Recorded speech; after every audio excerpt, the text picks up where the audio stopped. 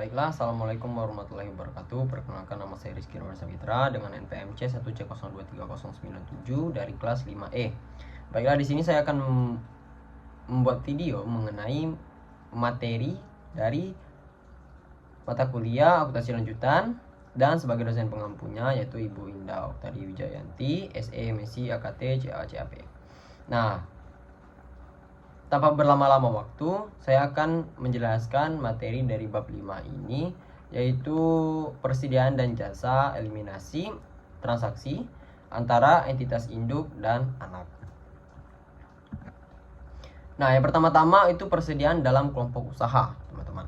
Nah, persediaan tadi yaitu salah satu akun penting dalam laporan keuangan karena menjadi sumber utama seperti itu.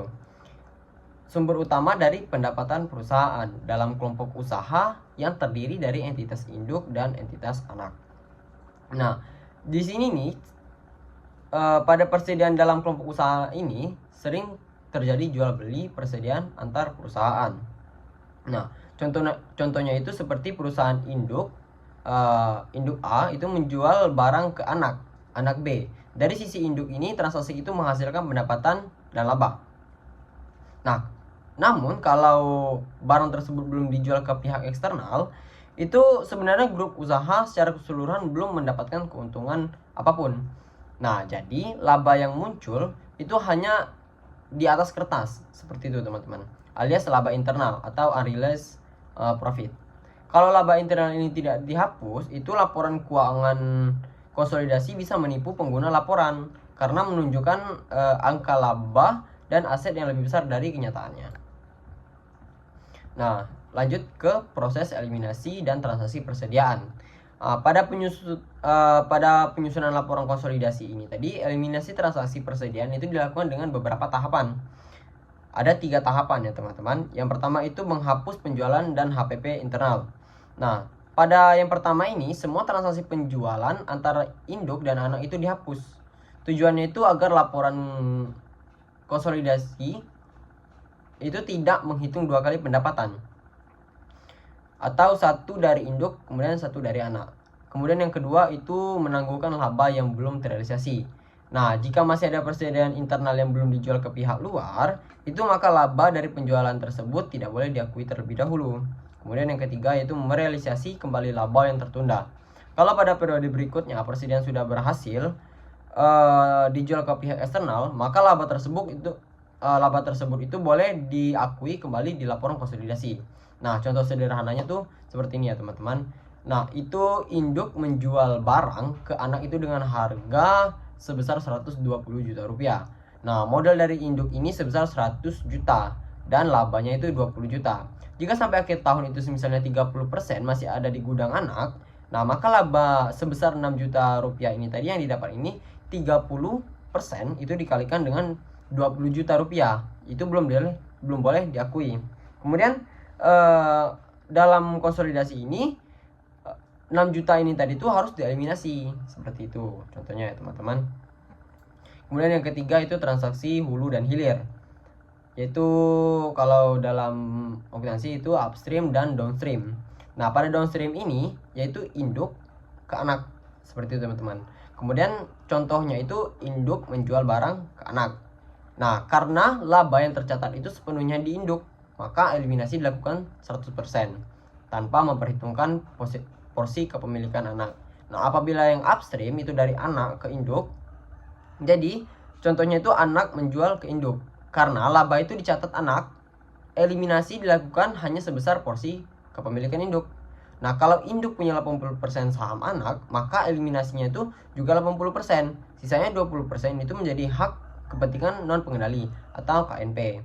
Nah, perbedaan ini penting karena dalam laporan konsolidasi ini tadi kita harus adil. Jadi laba yang menjadi hak induk dihapus, sementara hak non pengendali tetap diperhitungkan. Berikut ke jasa transaksi jasa antar entitas.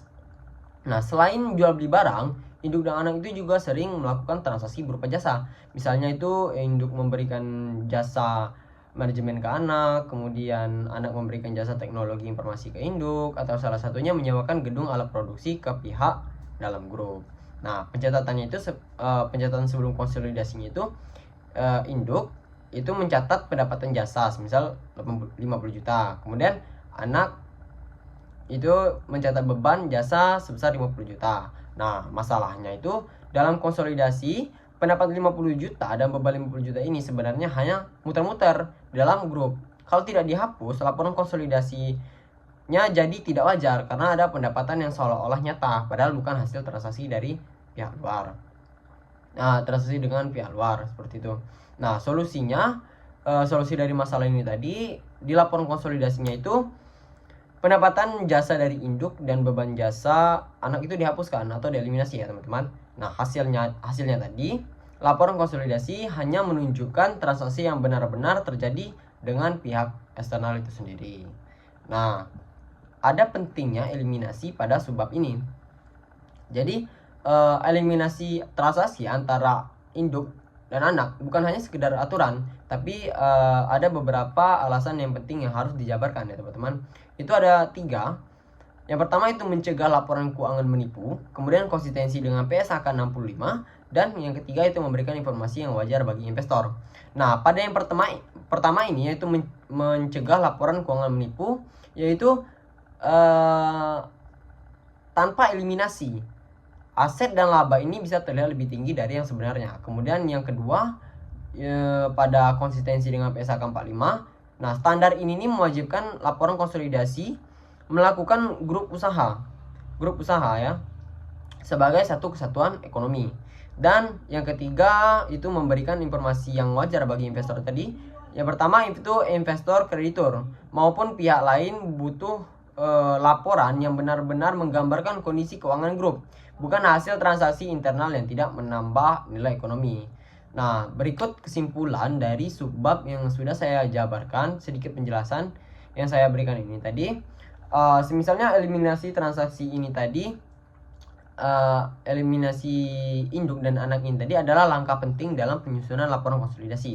Nah, tujuannya itu teman-teman supaya laporan keuangan benar-benar mencerminkan kondisi ekonomi grup usaha secara keseluruhan, bukan sekedar kumpulan laporan masing-masing perusahaan.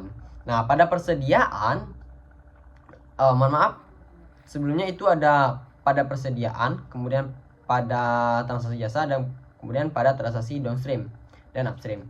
Nah, pada persediaan ini, eliminasi itu dilakukan dengan cara menghapus penjualan dan HPP internal, seperti yang sudah saya sebutkan sebelumnya tadi, serta menangguhkan laba yang belum terrealisasi. Nah, kalau barang akhirnya dijual ke pihak eksternal, barulah laba ini bisa diakui kembali. Kemudian pada transaksi jasa, eliminasi dilakukan dengan cara menghapus pendapatan dan beban antar entitas supaya laporan konsolidasi tidak menampilkan pendapatan fiktif. Dan pada transaksi downstream, induk ke anak tadi, eliminasi dilakukan secara penuh.